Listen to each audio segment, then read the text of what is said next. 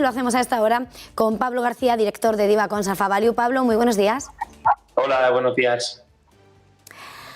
Pablo, hemos comentado multitud de veces, tenemos muchas referencias que comentar en la jornada de hoy. No sé si comenzar, por una parte, por ese discurso, ese giro en el discurso de Jerome Powell sobre la inflación, que ahora ya empieza a ser preocupante, que no es transitoria, preocupaciones que van a acelerar ese tapering y que, bueno, ha renovado esas declaraciones, ¿no? 2 días ante el Senado, en el que aún así señala que la economía de Estados Unidos es robusta. Pero no sé qué podemos esperar en esa hoja de ruta con ese giro en el discurso de la FED. Bueno, lo has comentado muy bien, Eva. Veníamos mes tras mes, insistiendo en las mentirijillas del señor Powell. Esta vez, la verdad es que nos llama algo la atención porque fue muy contundente, aunque desde mi punto de vista bastante cobarde. Es decir, con los datos de inflación que ya teníamos de octubre en el 6,2% y los que vienen en noviembre, que no van a ser buenos, es curioso que con las caídas del mercado, con la variante Omicron penalizando la confianza de los inversores, pues el presidente nos alerte de que esa transitoriedad pues que no existía. Y de hecho aprovechó, yo creo que un poco tapado, pues para insistir que el tapering va a ser más rápido y que obviamente las subidas de tipos llegarán antes de lo que está estimando el mercado. Y yo creo que aprovechó, porque en julio y en octubre, a principios de octubre, ya tuvo un mensaje un poco parecido para intentar explicar que, bueno, que la inflación se les estaba escapando, el mercado caía a plomo y rápidamente cambiaba ese mensaje. Pero lo más destacable incluso son las palabras de James Bullard, que es uno de los hawkish, de los halcones de la Fed, y que insistió en algo que a mí me llamó más la atención que incluso el discurso de Jerome Powell, que hablaba de que hay un 50% de probabilidad de que la inflación se convierta en permanente. Es decir, el mensaje ha pasado de transitorio, de aquí no pasa nada y todo el mundo tranquilo, aunque tengamos los tipos al 0 y la inflación al 6,2%, a hablar de permanente. Yo creo que ni tanto ni tan calvo. Es más, el mercado se tomó mucho peor la llegada de ese primer caso en California, como bien has comentado, de la variante sudafricana, que no tanto estas palabras de Jerome Powell, ¿no? Aunque los bonos están reaccionando con bastante volatilidad, ¿no? La verdad es que la sensación es que tenemos ya todas las cartas sobre la mesa. El tapering va a ser más rápido de lo previsto, las subidas para finales del año que viene de tipos se prevé que sean incluso un poco antes, y todo va a depender de esas expectativas de crecimiento, de generación de empleo, que la economía norteamericana, hay que reconocer, con los últimos datos sobre la mesa, que han sido bastante positivos. Vamos a ver también hoy, Eva, la OPEP que decide, ¿no? Reuters hablaba de que ese bombeo de 400.000 barriles día que apuntó el cártel petrolero no se está cumpliendo, en torno a 250.000. Y ese enfado con la utilización de las reservas estratégicas por parte de Estados Unidos, pero incluso también Japón, Reino Unido o incluso China, pues le ha molestado especialmente, ¿no?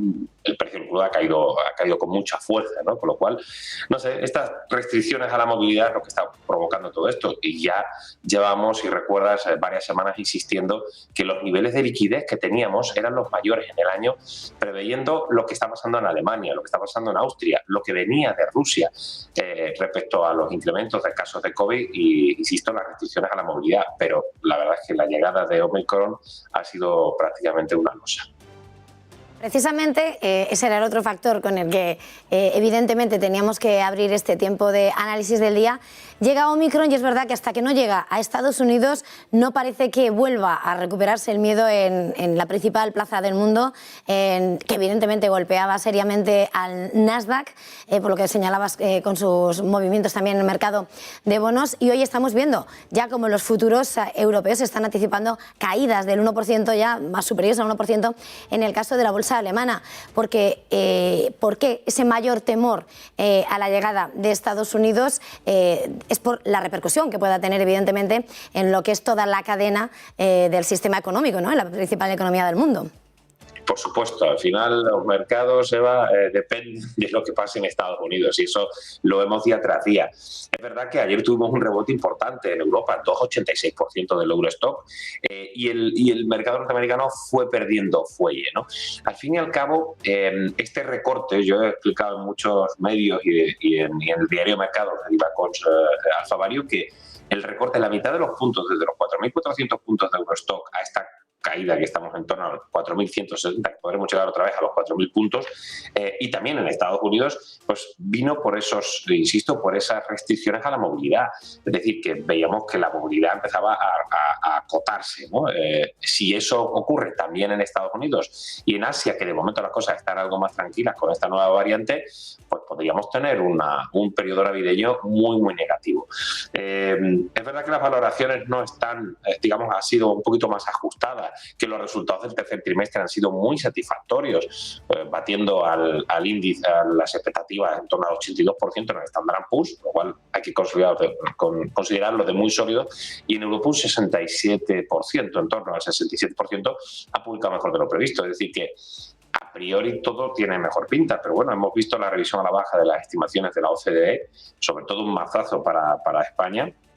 Y bueno, pues lo que hemos insistido es que el cuadro es que hay, digamos, recuperación, pero esa recuperación es inferior a lo previsto y pueden cambiar las tornas, insisto, con las restricciones a la movilidad provocadas por esta nueva variante. La verdad es que son incógnitas que los economistas es prácticamente imposible de poder valorar, pero bueno, pues las carteras las tenemos preparadas y sobre todo la recomendación en negocios de televisión es que los inversores tengan cuidado con esos sectores que están en el ojo del huracán, como son aerolíneas, como son compañías de turismo, aeroespacial, retailers incluso.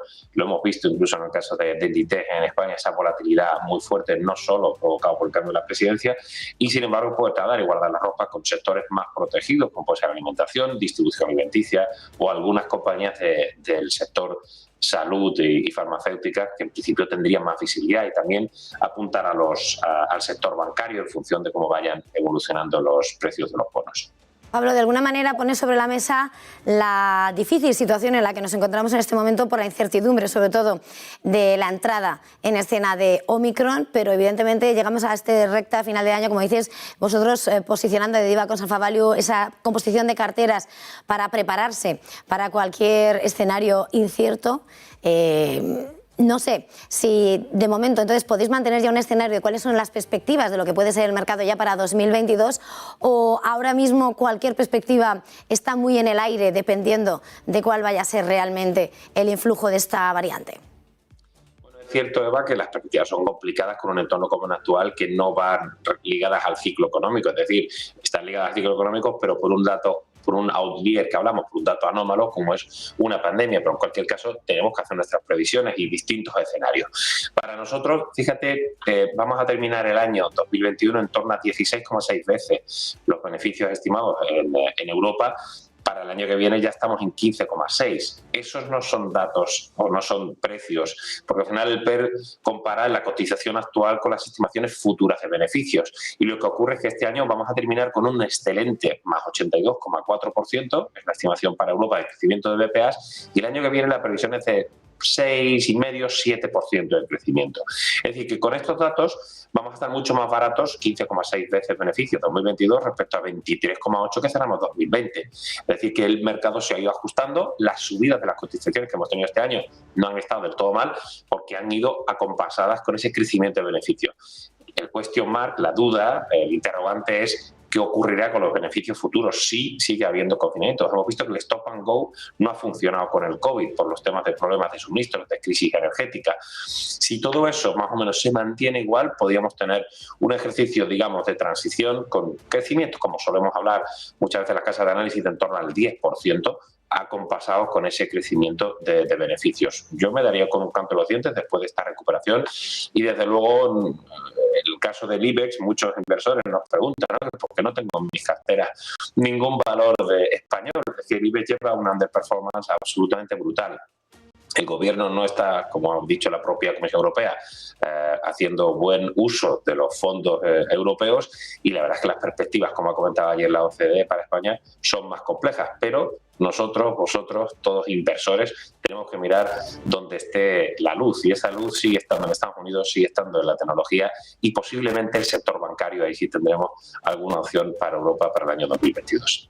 Tengo dos preguntas, porque yo creo que no me va a dar tiempo más esta mañana. Y una, introducías hace un momento esa rebaja de previsiones de la OCDE para la economía española. Siempre, ¿no? Estábamos viendo últimamente cómo se va cuestionando el cuadro macroeconómico del Gobierno, que en principio no se va a tocar, señalan. Pero está claro que, además, si la situación hasta ahora nos llevaba en estas diferencias de porcentajes, de medidas, en cuanto a lo que va a ser el comportamiento de la economía española, la incertidumbre sobre lo que puede ser el flujo de Ómicron, no sé hasta qué punto puede complicar el escenario de cara a España en un momento en el que, además, ayer lo decía, ¿no? Se ha complicado todo por el retraso de las ayudas directas a empresas, la no llegada de los fondos de recuperación. Va a cambiarlo, por supuesto, es decir, pero todo va a depender de esa violencia en las restricciones a la movilidad. Pero es que ya hemos visto que se han revisado a la baja consecutivamente las revisiones de crecimiento.